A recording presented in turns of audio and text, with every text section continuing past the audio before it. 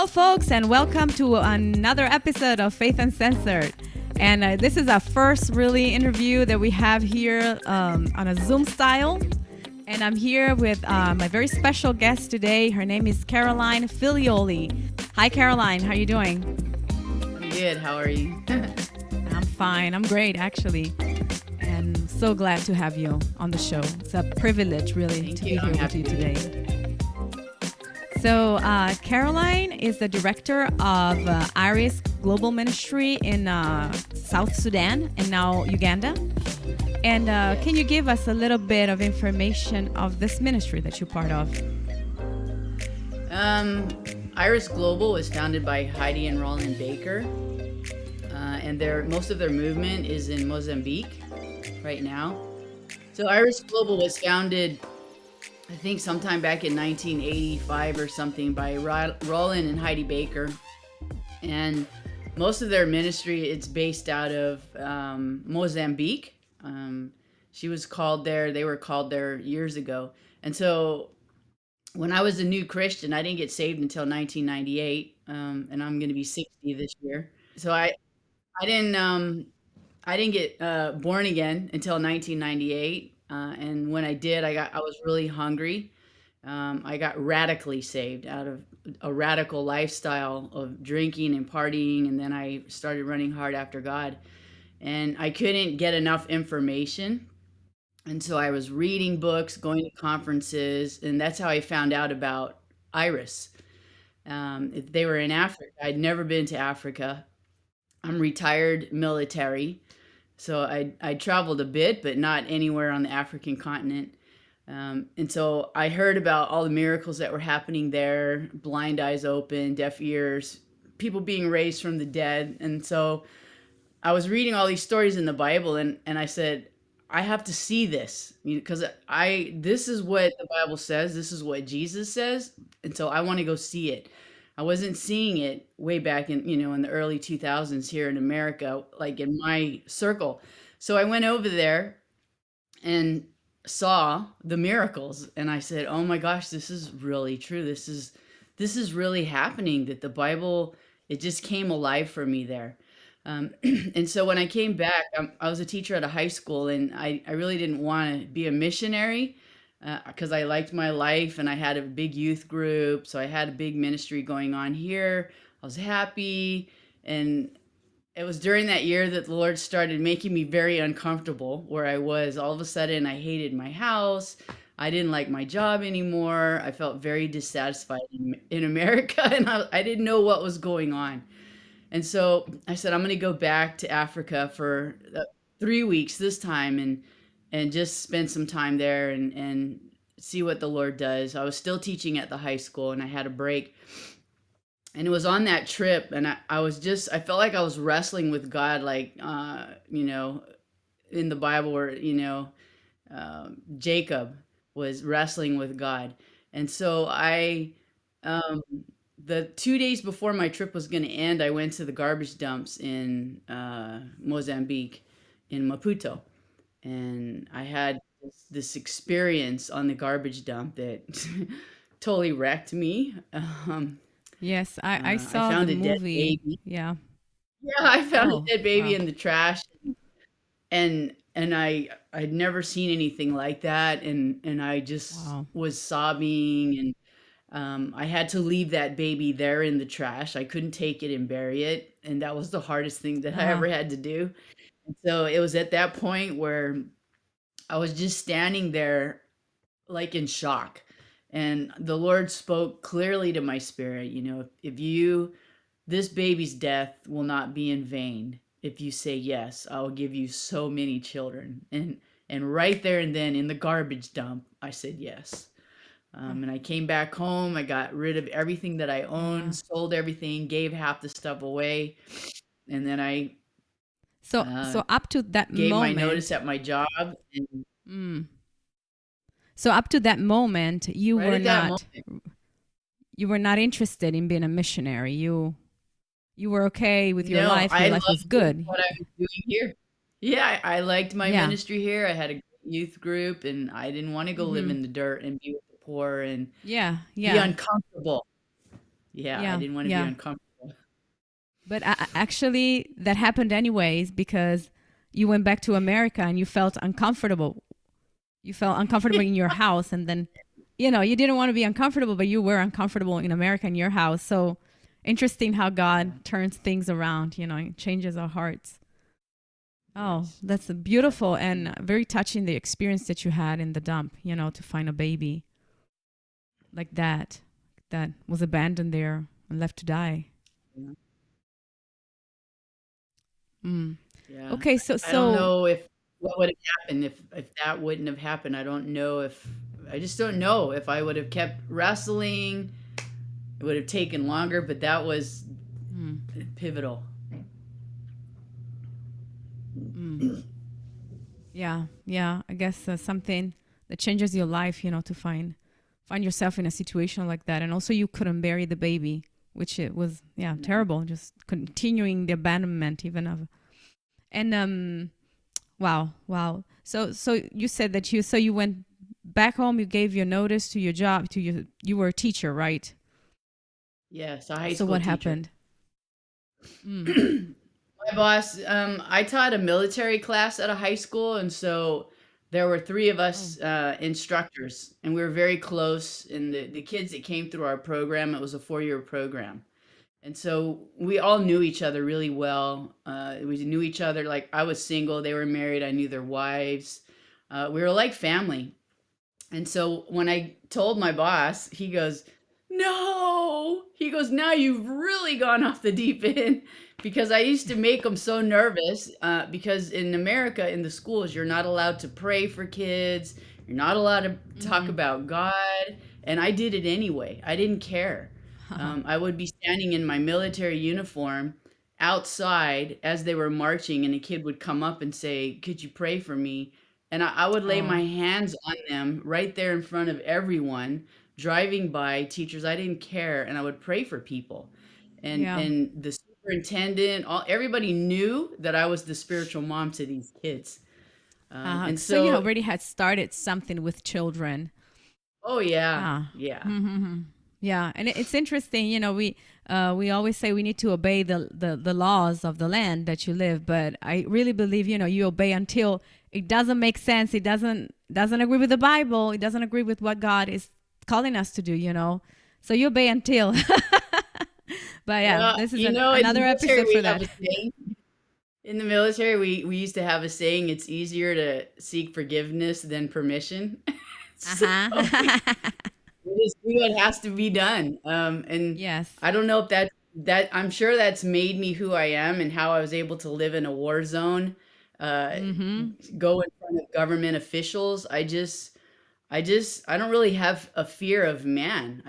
Hey, this needs to get done, and I'm gonna do it. And Amen. whatever consequence comes, oh, God will take care of it. Yes, yes. So you also built a trust in him that is, well, I saw the whole documentary, the whole movie, so I know some stuff, but I don't want to spoil the story for the listeners. So I'll let you talk again of what happened then. So you leave America, or if you want to share more Um, about that. So I went, I was a very confident person. Like I said, had been to so many conferences and read so many Christian books. I had a spiritual mom. So I felt like, so when I went to Africa, I had to go to the Irish Global Missionary School that they have there. It's called Harvest School. Now, because of COVID and because there's a civil unrest in Mozambique, they're doing it differently. But back then, in 2009, we went to Mozambique for the school. Oh, wow. And so when I got there, I thought, why do I need to go to this school? I already know how to pray. I know how to walk with God. I'm ready just to get on the mission field. But I felt like I had to check the box. Mm-hmm. And then once I got there and started going through the school, oh my gosh, the Lord just wrecked my heart. He wrecked all of us. We were just a puddle of crying, tears, broken. The Oh, stories that Heidi would tell, we were just crying every day. And we would say, I can't take anymore. This is like intense, you know? And then well, going to be with the poor and loving on hurting people. It was just so humbling. Mm. Like humility came into me at that point because up Wow. until then I was like, ah, and I I'm a still am. missionary. Now there's this humility underlying everything. And so I remember the last day of school, we were graduating, and I knew for a fact that I was going into Sudan because the Lord told me, "You're going to Sudan." And at that time, I was like, where is Sudan? I had to look on a map. I found out they were in civil war, and I was like, no, you can't. No, this can't be God. Yeah. And if you watch my story, it was him. And so I remember standing there on graduation day and thinking, I why are you even calling me God? Because I don't have anything to offer. I mean, I feel like I'm the least worthy person to go now and do this ministry. And I really heard him say, "Now I can use you," Ah. because I learned right from the Wow. start it had nothing to do with my ability Mm-hmm. or my provision or what I was capable of. That all he needed was my yes, just my yes. Wow. And so since that day, I know that he's committed to me, that I'm committed to him Uh-huh. and I'm committed to what he's called me to. So he's Mm. very committed Yeah, to most me. of all, he's committed to you. Yeah, he's so Wow. committed to me. Oh, wow. Wow. I just want to remind listeners, that there is a documentary. I believe it's on Amazon Prime because I saw it there, but maybe also if you have Apple TV or you can Google it. It's called Walk With Me When War Comes to Close to You. Correct me. What's the exact name of the documentary? Walk with me when war comes to your door. Okay, Walk With Me When War Comes to Your Door. And it's produced by Sandra Hicks. And the starting is actually Caroline. And she tells her story of what happened in South Sudan in just a few years ago. I mean, we're not talking about decades ago, just a few years ago. And it's very touching. Please look it up. It's an amazing, amazing story. I thought I didn't have enough time to watch it. But when I started watching it, I was just glued to the TV. And it was beautiful. My children sit down with me to watch it. My 10-year-old daughter and my 8-year-old son, they sit down and they couldn't stop watching it. And they asked me so many things. So it's good for you. It's good for your children to watch this. And so really filled with the Holy Spirit and the power of God. Sorry, I had to Yeah. interrupt to say that because I don't want to say it at the last minute. I just want to say it now. So go ahead. And so then I got on a plane and when you sign up for harvest school, they always tell you come to the school and then go back home because we really want to be sure that this is what you want. Uh, you're not, they don't assign you a mission. We have the full freedom to pick the mission that God has put on our heart, and so we don't get assigned to a base. We have to hear from the Lord and go where He tells us to go, and those base leaders have to accept us, or we start our own work Mm-hmm. under Iris's name with their permission and all of that. And so I knew um, that I was called to Sudan. And there was a whole series of events that confirmed it that I was going to go there.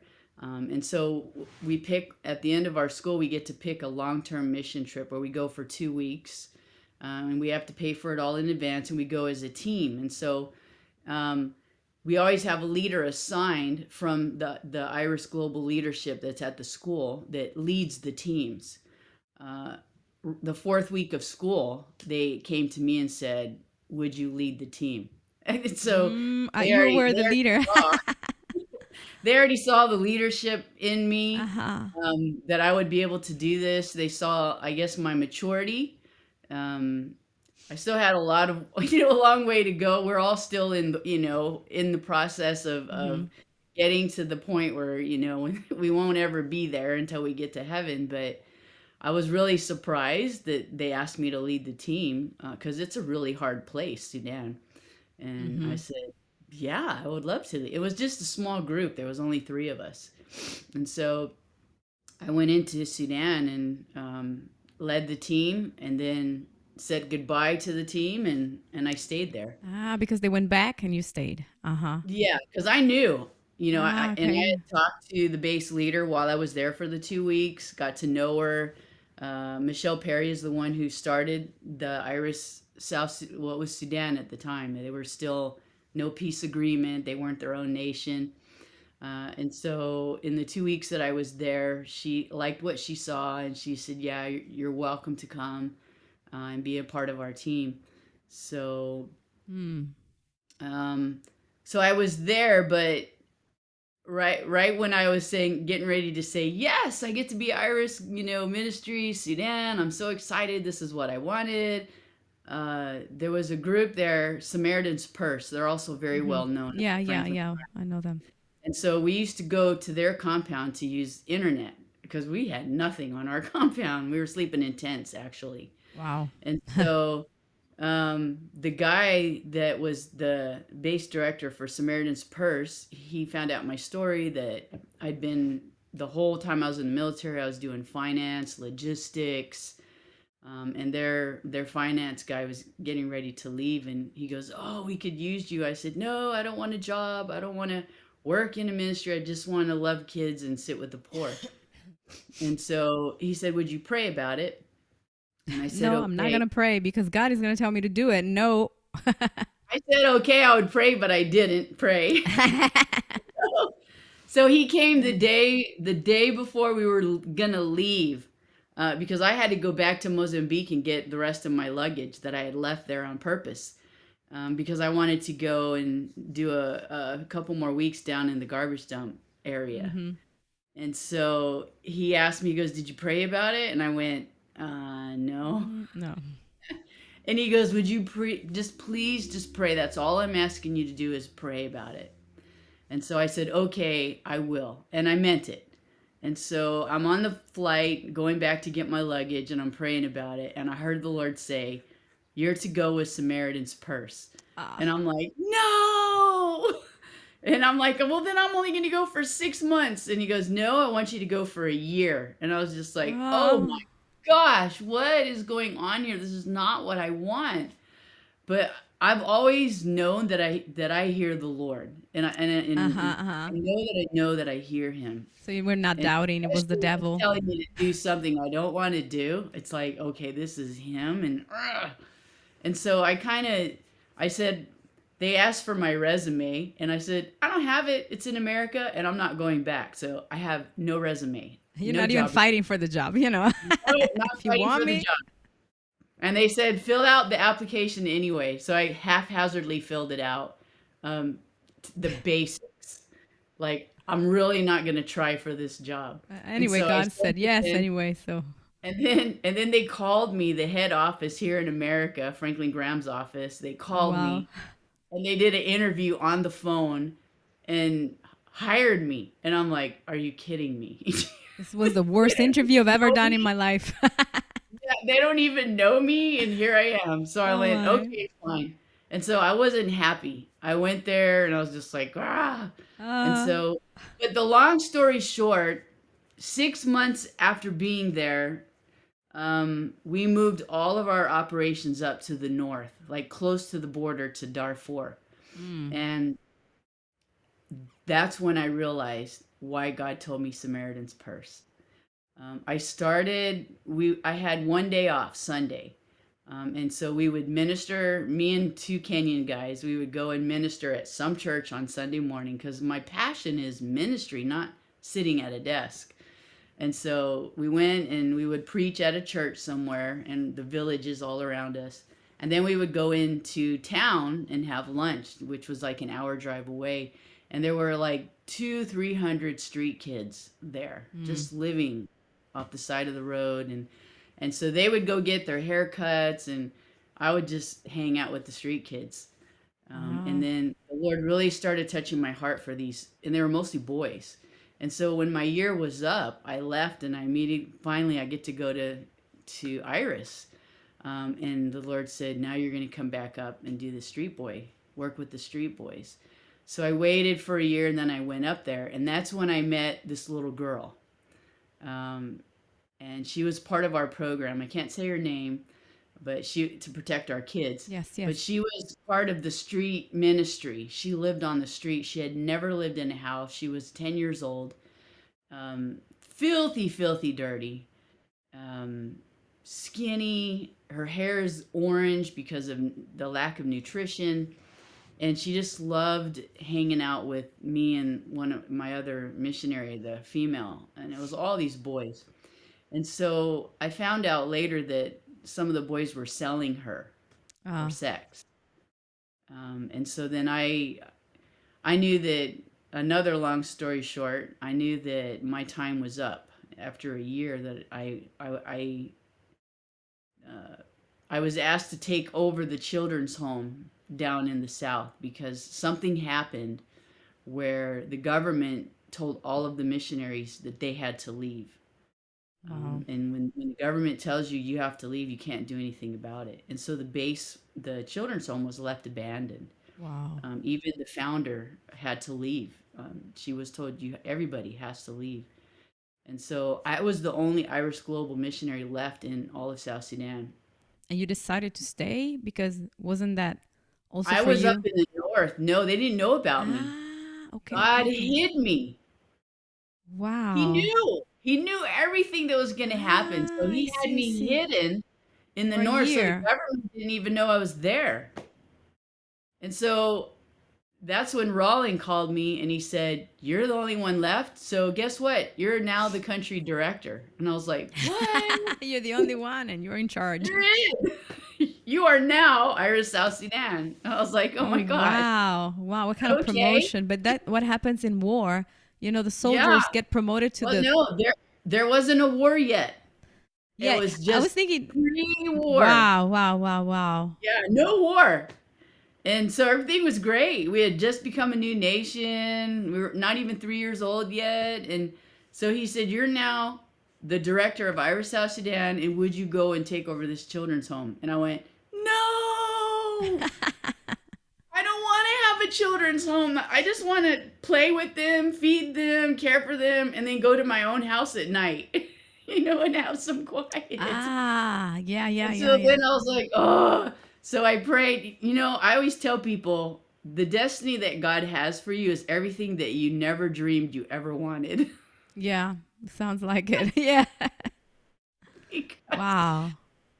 and with Mm. I say I can't say no. When God asks me, I can't say no. I've tried and I Yeah. can't. Yeah, and Not a then no. everything becomes uncomfortable because you were Okay, created for that. yes. We're So, created to fit that spot. dragging my feet and tired, wore out. I was a burnout missionary at that time. And so, but the thing is the reason I was with Samaritan's Purse was for this little girl. I got permission from the authorities up there to take her and bring her to our Ah, children's home. I So see. we basically saved her life. Oh, So wow. I always say that Samaritan's Purse happened for her, Wow. just Wow. for her. For She one. was the reason Wow. that Leaves I the had leaves to the go. 99 and goes after Yeah, the one. Perfect. she was the reason. And I tell her that all the time. You're the reason that I had to go up to a wheel. You are the only reason. Wow. And so she So you lives with became us her now. mama. Her mom No, you had became mental her problems. mama. You Yeah. became her mama. Yeah. Yep. And so, yeah, that was why I went up there. So then I went down, and I said yes to God and dragging my feet again. so, so I show up at this children's home, and there's no missionaries there. It's just me, a small staff. There's hardly any money in the bank, and I don't have big donors because I didn't have this big ministry. It's just street kids. And so I thought, "Oh my gosh, how am I going to do this?" And so I told Roland Baker, I said, "I'll do this, but you guys have to come up with the money. You have to be the fundraisers." And then Roland told me, "Heidi and I have never been fundraisers. That's God's area." And I just said, "Well, what can I say to that?" Yeah. So I said, "Okay." I'm just a yes, yes, sir. So So I started to tell the Lord, I said, Lord, you're the one who asked me to come here. I didn't ask for a promotion of any kind. I didn't ask to be in charge of anything. I just said yes. And so you asked me to come, so you have to provide for us. You have to help us. You have to take care of us. And so I kind of, I kind of held him to that. And it wasn't like in a rude way. It was just like, this is the real deal here. I Yeah. didn't ask Yeah. Yeah. for this. Yeah. God didn't get offended, huh? No, He came. no, he's like, great, I got a yes. That's all I need. Don't worry about it. I'll take care of stuff. You just raise these kids up. You pray and you do. Uh And huh. Huh. I mean, because I was still hugely involved in ministry. We were always doing outreaches. I taught the kids. We raised them up. I mean, they had been taught before I got there by some of the earliest missionaries how to pray, how to cast out demons. And so we just accelerated because now they're coming in, growing to be teenagers. And so we would take them every weekend on outreach to do marketplace ministry, and they would pray for Oh lame wow. people, and they would get healed, and Wow. uh, just really incredible miracles. And here I was still by myself. Um, Wow. so 3 months after getting there, the war started, the Civil War. 3 months after, right Three away. months right away. And I just Wow. went, oh God, the war has started. I'm here by myself with 147 kids. No missionaries. Hmm. And the road shut down. So no Um, supplies, no no supplies, no no food coming food. in. The town shut down. All of the humanitarian aid workers left the country, just got on planes and left. All of the missionaries in our little town, which weren't a whole lot, but all of them left. Everybody Wow. left.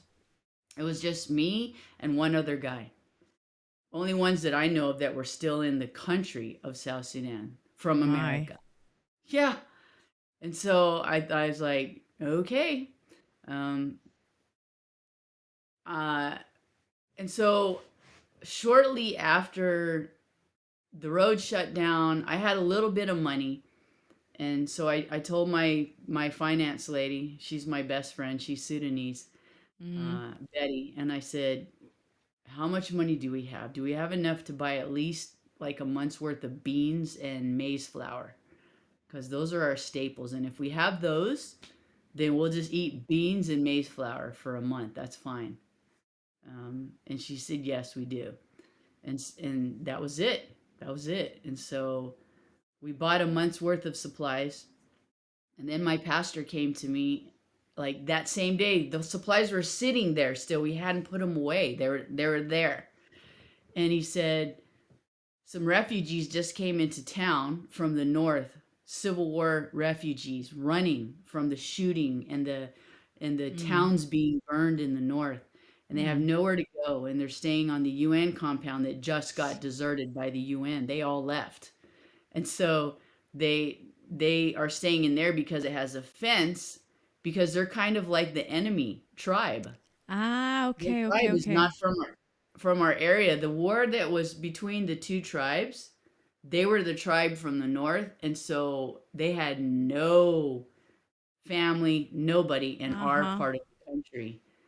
Not And only they so were their enemies, not only they were enemies their too. lives were even in danger, but they didn't want any part of the fighting. They just wanted to be Yeah. safe, and so they took a big risk coming to our part of the country. Yeah. And so my pastor said we're getting the churches together, trying to bring some food together so we can give it to them and they'll have something to eat. And I kind of looked at our supplies that we just bought, and I said, Oh. okay, we'll give them 10% because that's the tithe, and God will honor that. He says, bring the whole tithe in the storehouses so that my children will have food to eat. So let's do Uh-huh. that. Yeah. Immediately, God is speaking again, and he said, why don't you give them 90% of that and see Oh. what my 10% will do for you? Oh, wow. Okay, so Yeah. you And I kept the just went, 10% of the Lord, you kept it. he And said, you you keep the 10% and give away 90%. You think wow. my little tithe isn't going to keep you? And I just went, Okay. Oh my Pastor, we're going goodness. to give away 90% of this food that I'm Wow. hoarding, that I was Mm. hoarding thinking, oh, we got to have this. I gave it away. And my kids thought Wow. I lost my mind because I'd only been there 3 months and they're just like, you're crazy. Oh, they didn't trust you. They didn't know you yet No, they kind of did because remember, I was there in the beginning when everybody for left. about a year. So they knew me and they knew that I loved them. Uh-huh. And so they decided, well, we just trust you because I'd been raising them in the Lord. And the year before I went up to the Street Boys, I had a Okay, whole okay. year with them. And so every week I met with the teenagers on Wednesday and Friday nights. And so they knew my heart and they knew my faith walk and that I had really strong faith and that I heard from the Lord. And so I called all the kids around. We loaded up the truck. We put hands on the truck. Prayed for it. Prayed for increase for these refugees and for us. And then we just watched the truck leave the compound. Everybody saying Bye-bye. goodbye to our food. Um, and Wow. then the miracles that came after that were just incredible. Just What really happened? incredible. Um, we get our water from a borehole, so it comes from an underground stream. Mm-hmm. And in the dry season, the streams run low underwater, under the ground, and so people, their boreholes kind of start to trickle water. It's not gushing water like in the rainy season. Okay, So we were okay. in the dry season at that point. And so I had a couple of Sudanese guys come and repair it because we were finding rust in our water because they're made of steel pipes and they get rusted and get holes. And so we needed some repair done. So they came and repaired the pipes, replaced them, put it all back together. And then he came to me to get paid. And he said, almost yelling at me, he said, you need to use more water. You have too much water. And I'm Huh. thinking, it's the dry season. Why do we have too much water? Oh. And so, up until this time, I was closing the gate. Don't let the village women in because we don't want to run out of water. I mean, I'm new here. And so I went, open up the gates. Let the village women Oh. in. Everybody come and share water. So started my women's ministry for the next 3 years. Oh. Every Friday morning, I had Women at the well. Yeah, I had like 30 women that came to hear the gospel. And we Wow. would give them food. I mean, we had food to give away for the next 3 years, like continuously. We had So, goats. We had some little goats that only had ever mhm. had one little baby. Now they're having twins and triplets. Wow. And there's a scripture, Exodus 23:25, and it says, worship the Lord your God, and he will bless your food, he will bless your water, there will be no barren among you, and he will cause your enemies to turn their backs and flee the other way. And so we were Wow. living out Exodus 23:25. Literally, no barren goats. Our chickens were laying so many eggs that the Sudanese women that worked for me said, the chickens are laying too many eggs. Too This many. doesn't happen. Abandons. Not just Like, the a bare lot of minimum. eggs, like 22, 23 eggs a week. And this Wow. chicken don't lay that many eggs. It's Wow. just They should really lay incredible. like, wow. I am. This all happened within like a month to 2 months of us giving away all our food. a- And so you had the goats, you had the Chickens, water, water, and the, then the, the, the eggs. we planted our maize crops. And then when the rains came, they came with like a torrent, a downpour of rains. And the rain was so heavy that the soil was eroding away from the root of the maize corn crops, and everybody's crops were falling over. Not on our compound. No, no. Standing up straight, Wow. strong, green, no soil eroding away. And we're just like, this is crazy. Wow. This You could discover only be a new way of tithing here. Give away your God. 90%. We gave 90%. We're like, Yeah, God this is has what. a cattle on 1,000 hills. What? Take this 90%. We just learn, give it all away. The Lord told me. He told me when I was still with the street boys. He kept telling me, don't hold tightly to the things of this world. And I was saying, I don't have anything to hold on to. I'm living in a tent with and taking care of street boys. I don't have anything, Lord. Why do you keep telling me this? And it was to prepare me to give away 90% and not hold tightly to the things of this world. Because twice Wow. I've lost my entire compound. Twice now we've lost everything: clothes, houses, vehicles, everything lost Wow. because of war.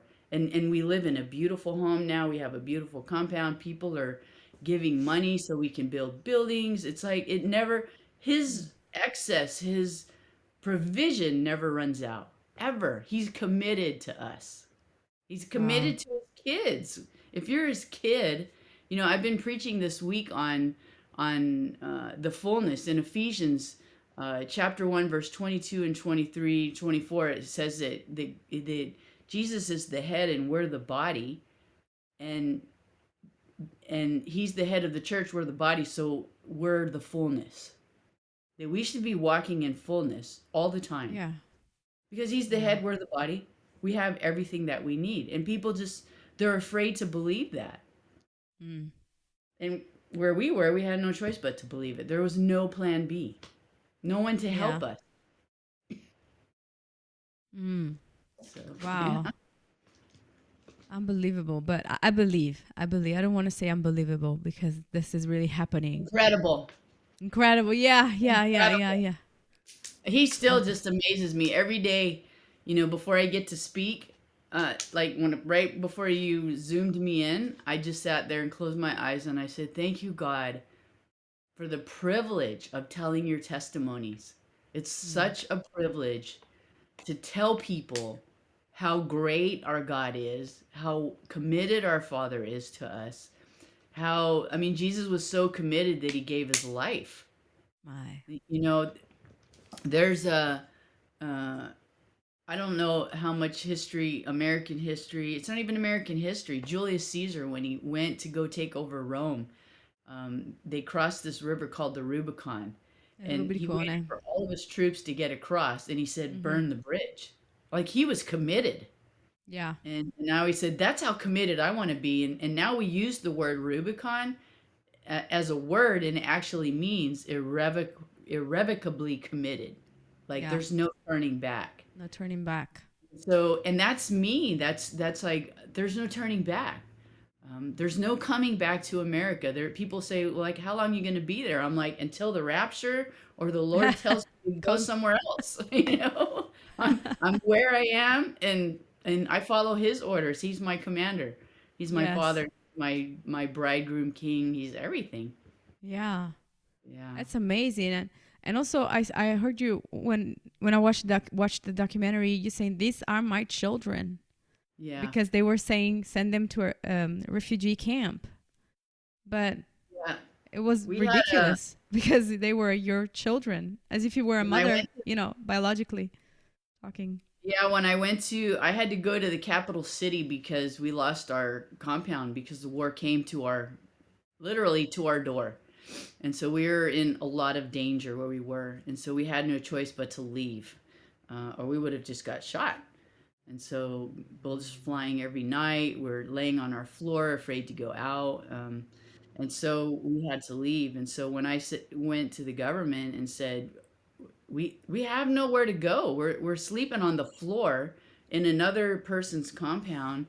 And I have 120 kids now, and we have nowhere to go. And so I went to the.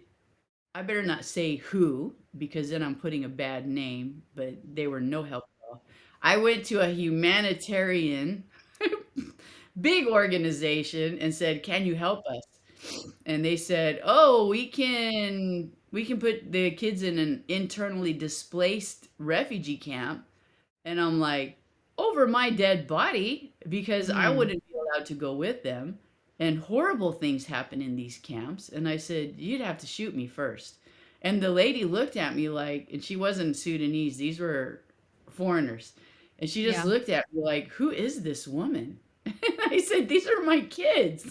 When I said yes to God, I meant it. I didn't say, "Oh, this is a part time thing and just another mission. And when I get tired of this, I'll move on to something else." It's like, I committed to this.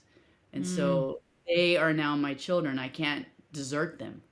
How am I going Yeah. to stand before God and say, well, we ran out of plans and had nowhere to go, so I just kind of dumped them in a refugee camp. And thank you for the honor of, having them for 3 years. Yeah. Yeah. There's no way. No, no. Yeah. Yeah. Yeah. So Beautiful. it's all about Jesus and what he wants, and many times you're going to do things that you don't want to do, but but even in that, there's so much fulfillment and so much because he's so worthy, and you're like, Yeah. I'll do anything for you. I'll do anything. And it was during that time of war and some of the places that we found ourselves in that for the first time I knew that I would be able to say, I'll even die for these kids and die Mm. for Jesus.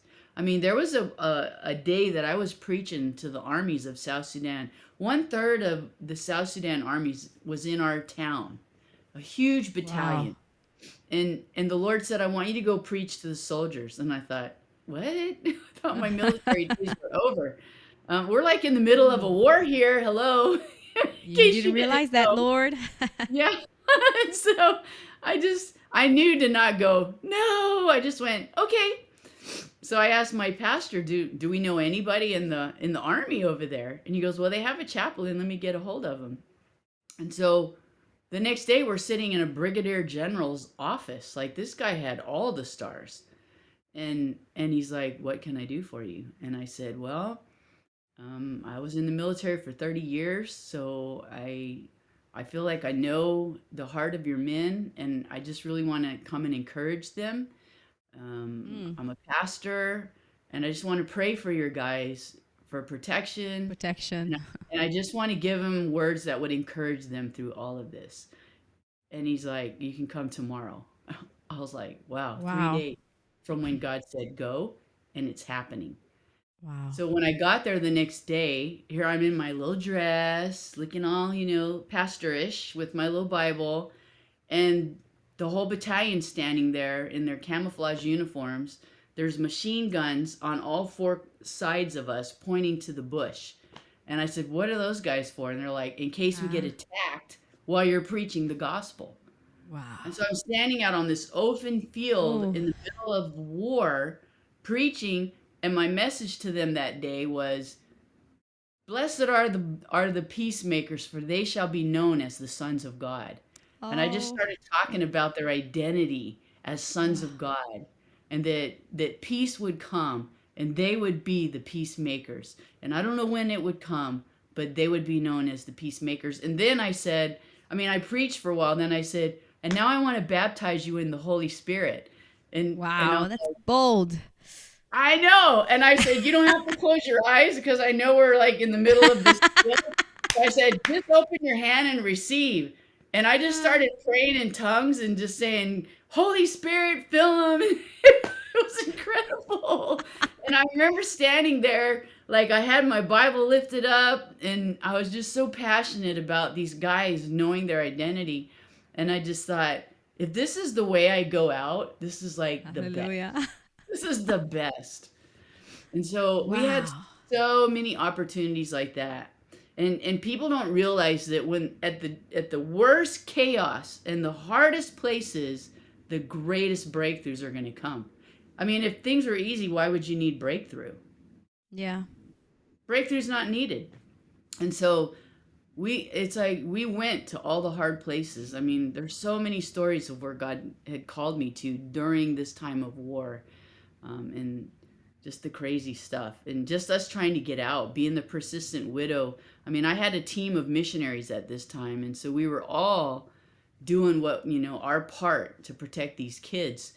But as the director, I had to be the one to go to the government offices, and 3 times Uh-huh. I was threatened with arrest because they were so tired of seeing me in their offices. They thought the only way to keep me away would be to arrest me and put me in prison. so, so I'm like, I'm not going to Oh my. quit until I get what I want. We don't have a home, and we just want to go to Uganda and go to school and be in a safe place. And so, Mm-hmm. in the town that we were in, the governor got so tired of seeing me, he just said, here's a letter, go to the capital city and go to the next level of government.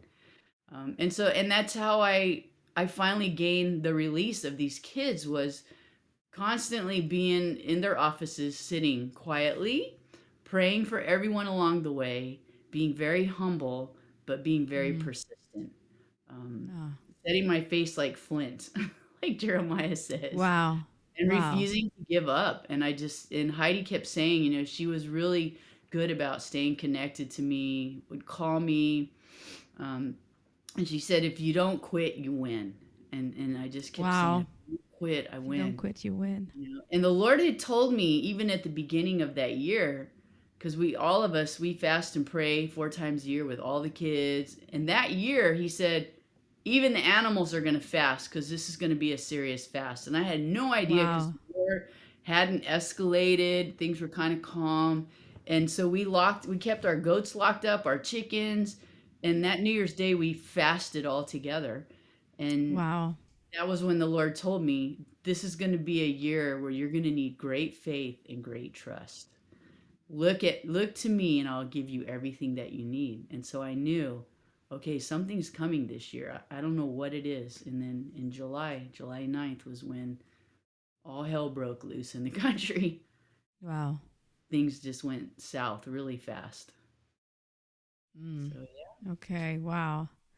So this journey of yours, is a journey of great faith, great miracles, great. If you don't quit, no, what was that? What Heidi told you? if you If you don't quit, don't you win. quit, you win. Wow. I need to write this down. I need to write it down. It's amazing how God operated in your favor. So, Yeah. so in the end, you were able to get this permit to get the kids out of the country. Yeah, we went to the highest office. Every door kept shutting in our face. We would get all the paperwork that they wanted, and then they would say, "Okay, now you need this." And the last Ah, thing was, "Now we need the permission from every single kid from a relative." And we're like, "This is impossible because they're all in the camps in Uganda." And the whole phone system was shut down, like because the rebels would try to communicate with each other, so the government shut the phone system down. And so we're my. like, how are we going to do this? This is impossible. And so I told my team, I was like, I don't know how we're going to do this. So the pastors, they all have a grapevine. Everybody knows somebody. Mm, And so within a week, because of our pastor calling people that he knew, able to get phone calls out, we got all 100 kids except for 10 of them. We got permission and the phone number from a relative. Like this was like impossible wow. under our own power. Only God could have orchestrated all of that to happen. And still they said no. And I'm just like, oh my gosh. Oh, And I was at the point where, okay, we're at the end. There's nothing more to do. We're at the end. And so then I said, I'm going to go to the president. If I have to go to Salva Kiir himself, I'm going to go to his office. And then I met this girl, a Sudanese lady, and her uncle, without saying his name in the office, he's the highest position underneath the president. oh, She said, "That's my uncle. Let me call him and see if I can get you an appointment." This was our last hope. This was it. And we tried to leave with papers, and we were turned back at the airport with guns in our faces. And wow. so there was no way out Wow. except for a legal paper.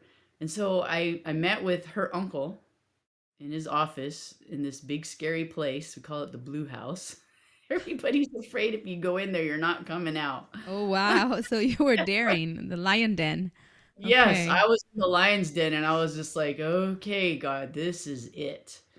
I'm sitting in like the highest office next to the president.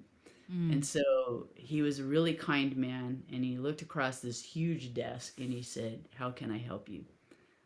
So I briefly told him our story, told him what happened, and he told me some things that I was really surprised that he would even tell me, which I can't mention.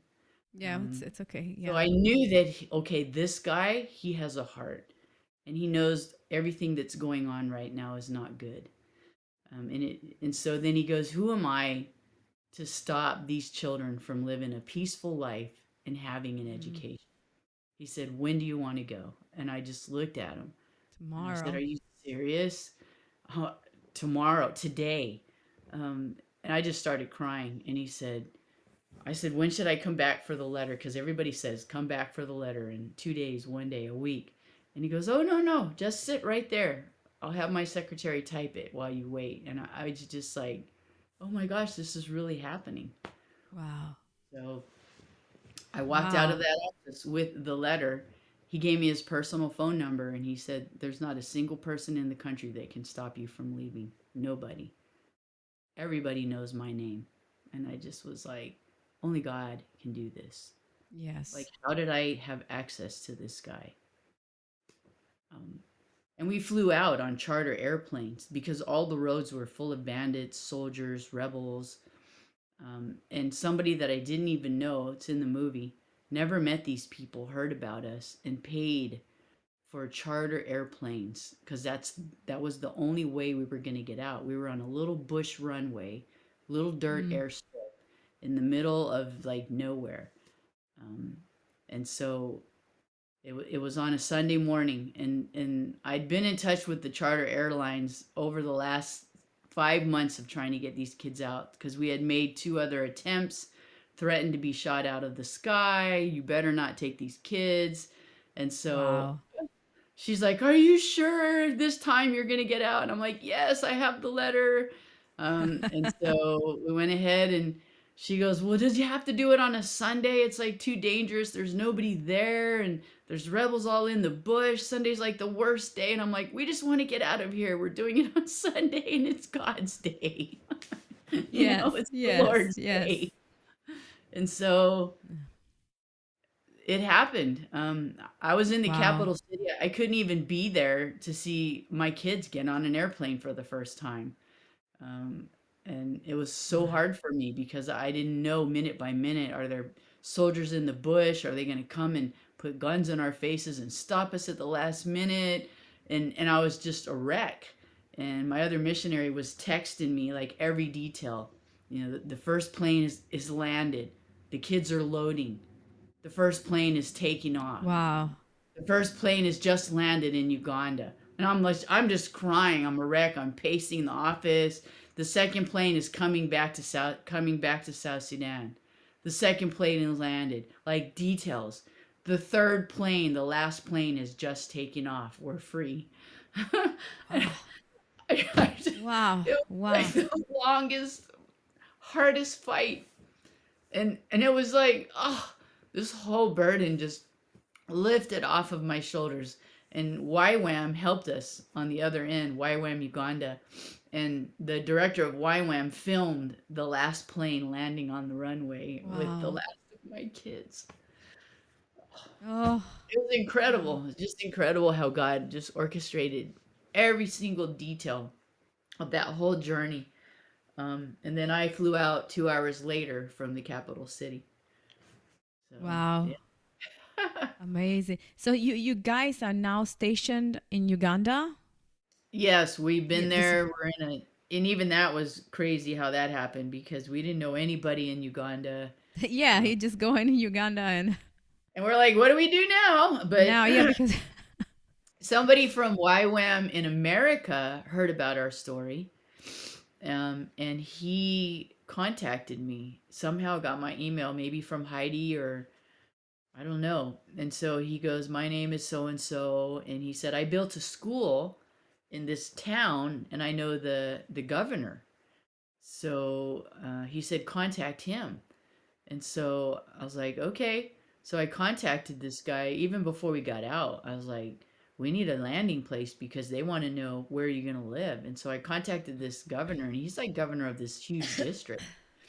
And he was like, "Yes, please come, bring all your children. You're welcome here in our town. We have a school. They can go right into the school. Don't worry about a wow. place to live. They'll just come and join in. The school year is almost finished. We hadn't been to school in a year. The school year is Wow. almost finished, but that's okay." He gave them free uniforms and put them right in school.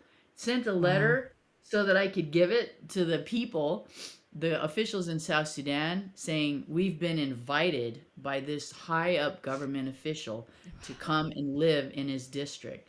And so we had this, like all the government people working. And it was told later to me, it was prophesied over me, that the Lord is giving you governmental favor, and it's not for such a time as this. You now have this governmental anointing, and you will Wow. always have favor with the government. And Oh, I'm wow. and now I believe it because incredible miracles happen even after we got on the other side. This crazy stuff that doesn't happen in real life. I mean, Man. No. we had we had no birth certificates. We had no passports. We had a little piece of paper saying you could come over. And it's Wow. like, we're here, but we're not refugees, but we don't have passports either. We're like foreigners, so we have to do something. So I called the Sudan embassy in Uganda and said, "Hi, we're here, and this is who we are." Um, and we have nothing. And I showed them the letter from, the high up guy that gave us Uh-huh. permission to come out. And immediately they shut down. They shut down the embassy immigration office for 3 days. Brought all their equipment to our town. Made Oh, birth certificates for all of our wow. kids in 3 days. Wow. And then it normally takes a year to get a passport. That's how slow it is. He said, if you pay for my guy's plane ticket, which was $300, he goes, he can take the papers and you'll have your passports in a week. We had our passports in a week. Passport and birth certificates for Passports everybody. and birth certificates for everybody in a week. Like how that doesn't happen. That doesn't happen. No. Doesn't happen It's in only America the that in favor of 3 days you God. get that.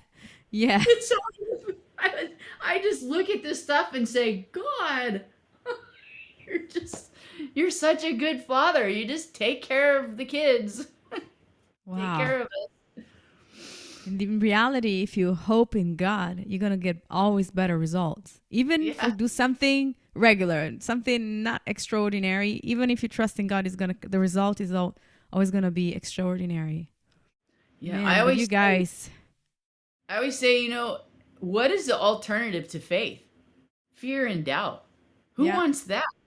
And I'm uh-huh. like, I don't want to go that route. It's too much. It's way harder to walk in doubt and faith than it is. I mean, doubt and fear than it is in faith. To me, it's a whole lot easier to walk in faith. Just put it all on God. Pray Yeah, and do your yeah, part and trust that He's going uh-huh. to take care of the rest. And that's how I Wow, live every day. Every day.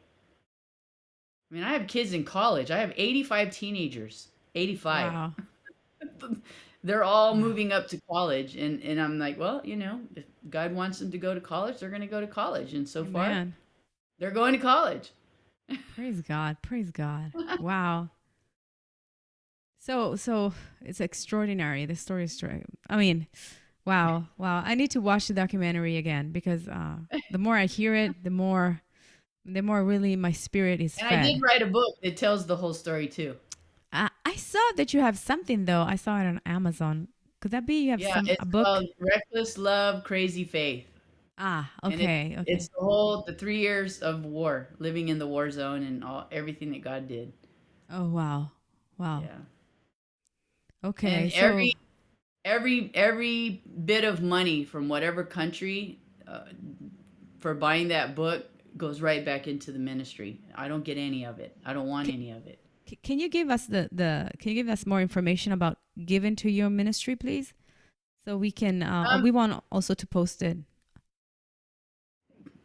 you can give. You just have to be very careful. You can give through irisglobal.org, Mm-hmm. but you have to be very specific and find our base, Iris Uganda, Iris because they have a Uganda. big. When you open up their page, it says give, but if you hit that, it goes just to Iris Global. So you have to go, and there's a way. So if you want, you Okay. can post my email, and I can individually tell people how to give if they're interested, or they can go and just remember to find the Irish Uganda base. Okay. Um, Okay. and you can give PayPal, you can give on Venmo. People that want to give just quick. Uh, if you give through Iris Global, if you're in America, it's tax deductible. We have a building fund, so I also have my own 501c3 that I use for all of the building money to come in. It's called Solomon's Porch Ministries, Uh-huh. named after Okay. my So, grandson. so if we look into Solomon Porch Ministry, you have a website there? I don't have a website for Solomon's Porch Ministries because it's so new. So what I would do is just tell people to go to um, on Facebook. It's Iris South Sudan on Facebook, or my name, Carolyn Figlioli, on Facebook. Um, or our website is Iris South Sudan. So if Okay. they Okay. just go to the website, there's a feature that says how can you give, or how can you contribute, how can you help, Mm-hmm. and then it has the instructions on how to give through Iris Global. Okay. So just Okay. tell it, we can't change it to Uganda because then you'd have to create a whole new, and you lose all of the South Sudan history. So Ah, we're okay, okay, okay. still calling ourselves Iris South In Sudan. fact, I was wondering, I saw that. Yeah, yeah, yeah. One last fun fact about you, that your last name is I would say that in Italian with the Italian accent. Caroline Figlioli. Figlioli. Figlioli means children. Children. What a coincidence, right? Got it. Fascinating. Okay, listen. So we're gonna conclude here the interview. It was a pleasure, honor, to talk to you, and I really hope we will soon meet you in person because really I need to hug you. And folks, if you're listening here today, you heard how you can give to Caroline Figlioli's towards the ministry that she's leading, and towards the children, towards the building that they are building, and so you can follow her story, and please look into the documentary that she has on Amazon Prime. That is "Walk with Me When War Comes to Your Door," and also she has a book on Amazon again. What's the name of the book, Caroline, again? Reckless love, crazy faith. Okay, so we have all these tools, and please look into these things, and support her, support this ministry. So important. And so today, that's all from Ellie here, your host, and Caroline Figlioli. You have a very good day. Thank you so much.